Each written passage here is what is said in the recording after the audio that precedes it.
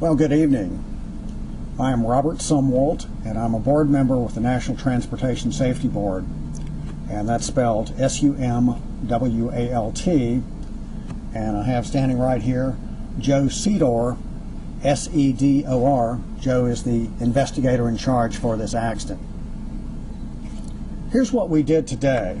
Earlier today, mechanics from Southwest Airlines, under the supervision of NTSB investigators, removed this section of the fuselage, which of course is the ruptured area from Flight 812 on Friday.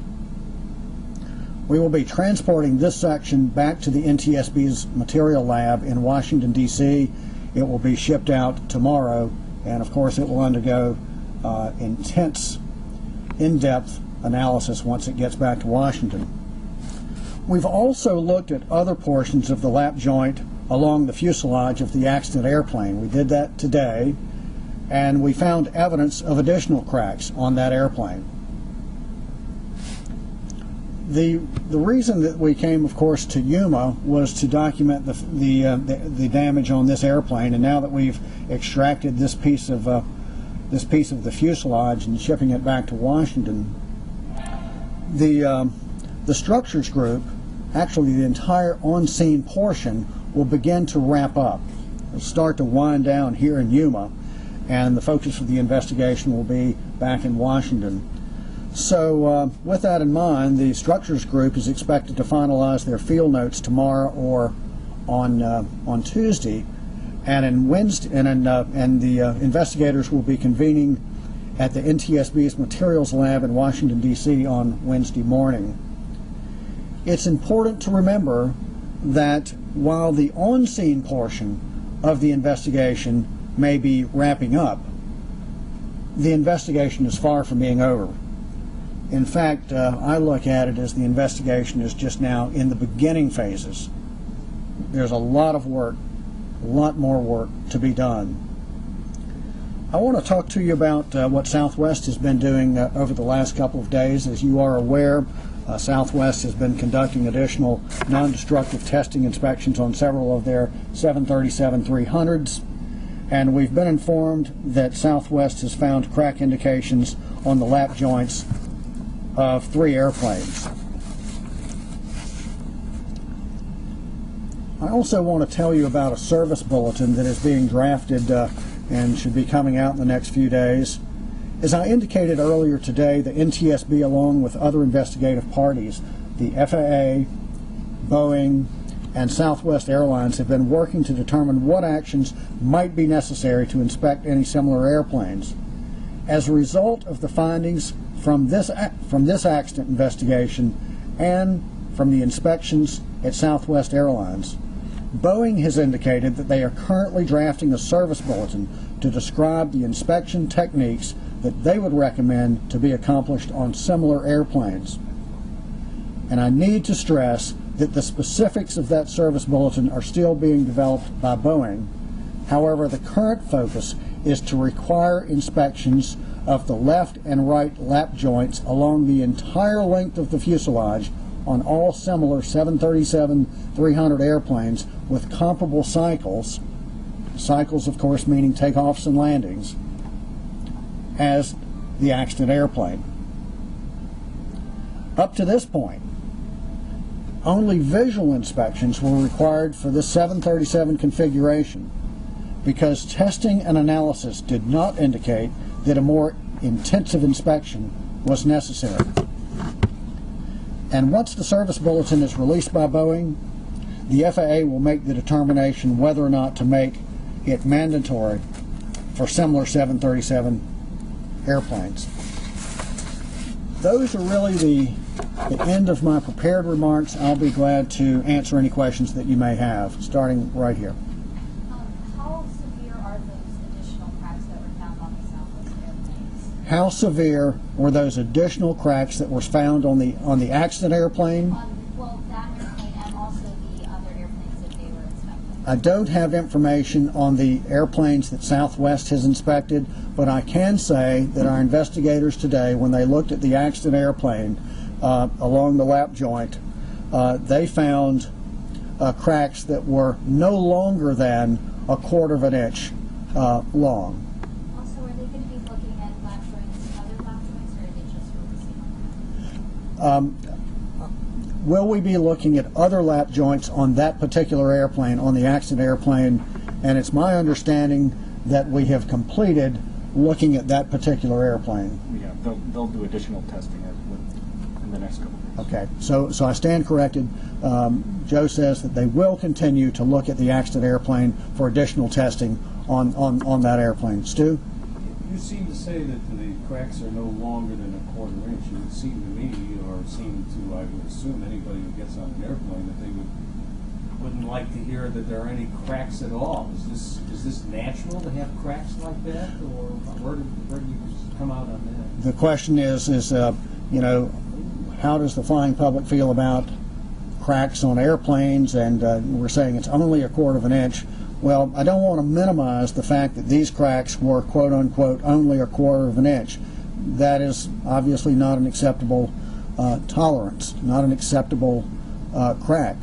However, I think it's important to point out that cracking is wear and tear on an airplane is something that we do see. From the first time an airplane flies, we get wear and tear on it, and that's the reason that our fleet of airplanes has redundancy built into it, and that's why we have inspection requirements, maintenance and inspection requirements, to make sure that the operators are periodically looking for and finding cracks and getting them fixed before they become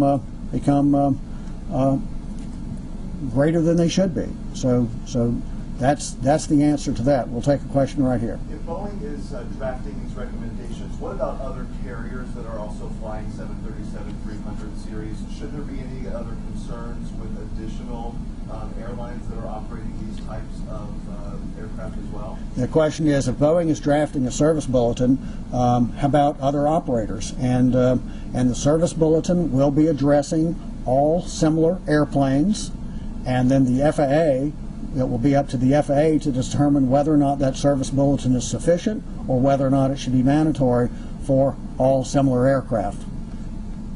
Other questions? Follow-up. One as well. Can you talk about how many cracks were found, what you found today on this particular accident airplane when you said that the additional were discovered no longer than a quarter of an inch? How many are we talking? Were we able? Can I tell you the number of additional cracks we found on the accident airplane by going out and looking today? I don't have a count of that. Other questions? Could you just repeat that? You mentioned Boeing drafting a service bulletin on requiring inspections of the left and right lap joints. Could you go through that one more time? Yes, and of course the lap joints on this airplane. This lap joint, if occurred, if I'm standing in the passenger cabin looking straight forward, looking toward the cockpit, this lap joint was about here.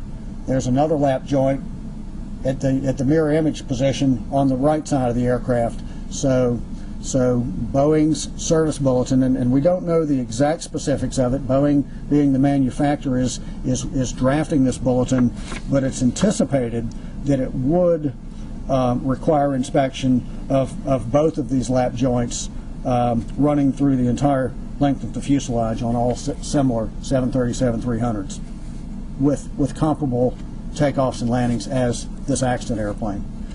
Yes, Lisa. I'm jumping ahead, excuse me, but when we actually shoot these that we're going to be sending back to DC, what is it that we're going to be able to notice when we're shooting? That what are we going to be looking at as far as showing cracks? What is it that we're going to be seeing on that piece? Well, the question is, by looking at this through a camera lens or with the naked eye, what are you going to look for?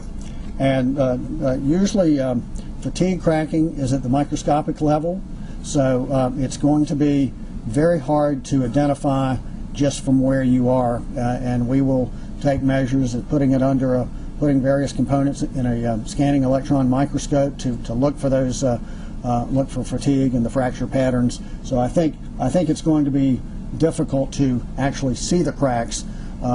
I looked at it just a little while ago up close, and it is you can't really see the cracks per se, but fatigue is something that is a known issue with our metallurgical scientists, and they'll be able to identify those issues. Follow up. Is that why it's so difficult during inspection to be able to find some of these cracks? And the question is that why it's so difficult? Because it's microscopic, and it's hard. Is that why it's hard to identify fatigue cracking? And the fact is there is technology that helps inspectors to detect cracking and fatigue.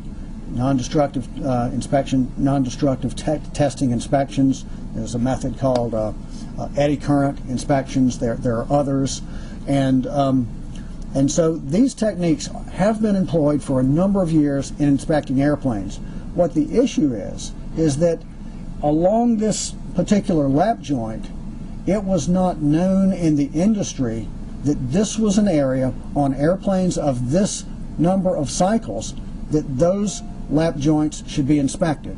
So therefore, the assumption is that we don't, on airplanes that only have 40,000 cycles, we don't need to be inspecting that particular part of the airplane, that lap joint, with non-destructive testing methods.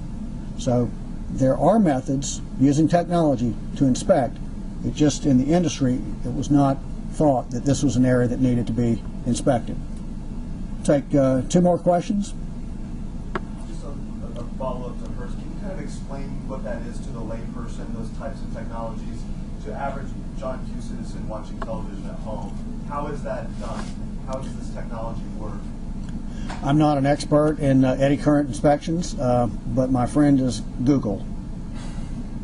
I don't know. I don't know the exact techniques, but I do know that they have been employed for a long time.